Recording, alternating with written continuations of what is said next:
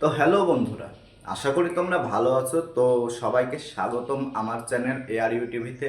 আমি উচ্ছ্বাস, এবং প্রথমেই বলে রাখি বাইরের আওয়াজের জন্য আমি ক্ষমা প্রার্থী। একটু আওয়াজ আসতে পারে, তো সেটা অদেখা করলে আমি খুশি হব। তো মেইন যে বিষয় নিয়ে আমি কথা বলতে এসেছি সেটা হচ্ছে দেবদা দাদাগিরির সঞ্চালকের দায়িত্বে। তো এবার কি টিআরপিতে একটা জাম্প দেখা যাবে? তো দেখো, দেবদা কিন্তু ওয়েস্ট বেঙ্গলের মেগা স্টার।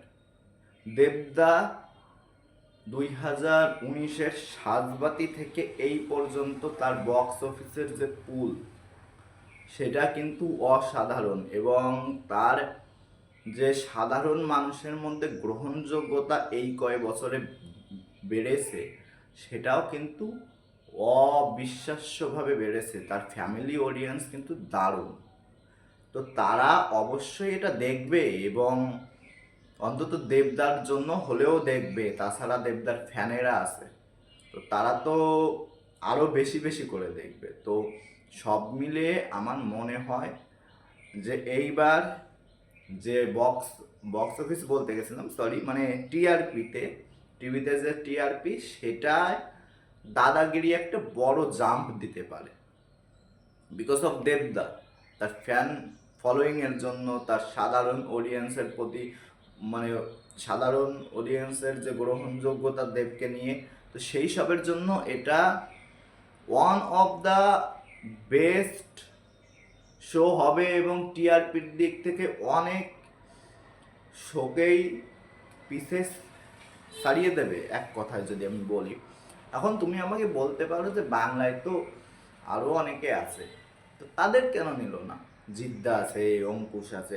দেখো, তারা অবশ্যই আছে, বাট এটা তো মানতে হবে যে আমি একটু আগেই বলেছি যে দেবদার সাধারণ অডিয়েন্সের প্রতি যে গ্রহণযোগ্যতা, সেটা কিন্তু অন্যান্য যে হিরো, যেমন জিৎ, অঙ্কুশ, ইয়াশ, এদের মধ্যে নেই। এটা তো তোমার মানতে হবে। কারণ দেখো, দেবদা 2019 সালের পর থেকে দেবদা কিন্তু তার অডিয়েন্স সংখ্যা বাড়িয়েছে। অডিয়েন্স যে গ্রোথ, তা কিন্তু অন্যান্য হিরোর চেয়ে দেবদার ক্ষেত্রে বেশি হয়েছে, এবং বেশিরভাগই তুমি দেখবে ফ্যামিলি অডিয়েন্স। হ্যাঁ, খাদানের মাধ্যমে অনেক ইয়ং মানুষ, মানে ছোট ছোট বাচ্চারা দেবদার নতুন করে ফ্যান হয়েছে, বাট দেবদাকে দেখবে কিন্তু সে 2019 থেকে এই পর্যন্ত সবার জন্য সিনেমা বানিয়েছে। তাই এমন না যে আমি খালি ফ্যামিলি অডিয়েন্সের জন্য সিনেমা বানিয়েছি, বা আমি শুধু ইয়ং দর্শকদের মধ্যে জন্য সিনেমাটা বানিয়েছে, তা এমন তো না। সে সব ধরনের দর্শকের জন্য সিনেমা বানিয়েছে, এবং এই কারণে তার গ্রহণযোগ্যতা বেশি, এবং সব কয়টা সিনেমা দেখবে সব কয়টাই হিট, কম বেশি হিট হয়েছে। তো এই জন্যই তার গ্রহণযোগ্যতা অন্যান্য হিরোদের চেয়ে বেশি। এখন যদি জিদ্দার কথা আমি স্পেসিফিকভাবে বলি, জিদ্দা যথেষ্ট ভালো অভিনেতা এবং বাংলার one of the best superstar, but Jeddah যে ফ্যামিলি অডিয়েন্স, সেটা কিন্তু দেবদার চেয়ে অনেকটাই কম এখানে।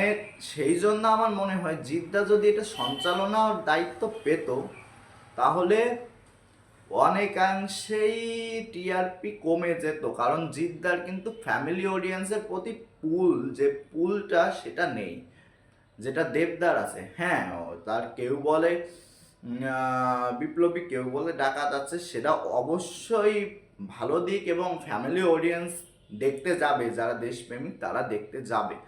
বাট দেবদা তো অনেক আগে থেকে এটা করছে। তার বাঘা যতীন দেখে নাও, তার অন্যান্য সিনেমা দেখে নাও, সে তো অনেক আগে থেকেই ফ্যামিলি অডিয়েন্সকে টার্গেট করছে। তার মধ্যে আবার খাদানের মাধ্যমে ইয়ং অডিয়েন্স আছে, কিসমিসের মাধ্যমে ইয়ং অডিয়েন্স আছে।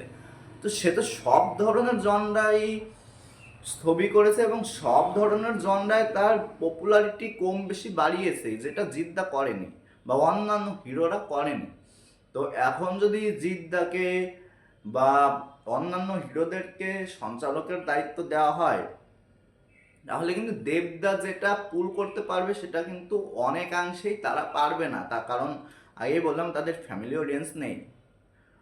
তো এই জন্য আমার মনে হয় যে দেবদা এইবার টিআরপিতে দাদাগিরিকে অনন্য উচ্চতায় নিয়ে যাবে, এবং এই বিষয়ে তোমাদের কেমন মতামত, কার কি মতামত সেটা তুমি জানাতে পারো, জানি না আমি গুছিয়ে আমার মতামতটা তোমাদের জানাতে পারলাম কি না।